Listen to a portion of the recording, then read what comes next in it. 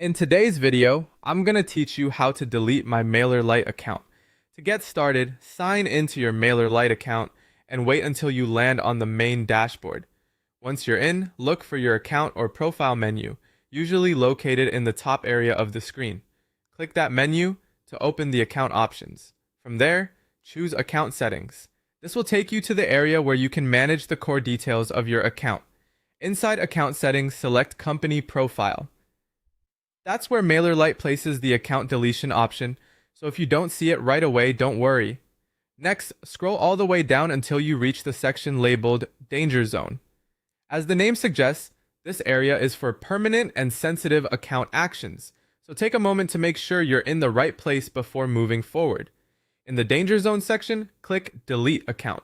Mailerlite will then show you some information about what happens when an account is deleted. Read through that carefully, then click Continue. If your account is currently on a paid plan, you'll also be shown subscription cancellation details. Review that information, and then click Cancel Subscription and Continue. This is an important part of the process because deleting a paid account typically also requires ending the active subscription first.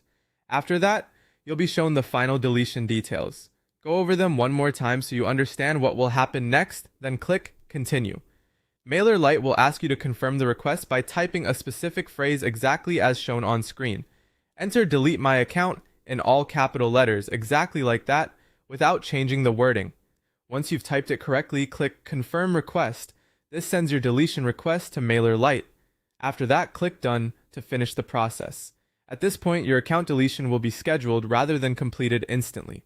Mailerlite gives you a 25-day grace period, which means you still have time to reverse the deletion request if you change your mind. That can be helpful if you decide you need access to your data, campaigns, or account settings again before the deletion becomes permanent.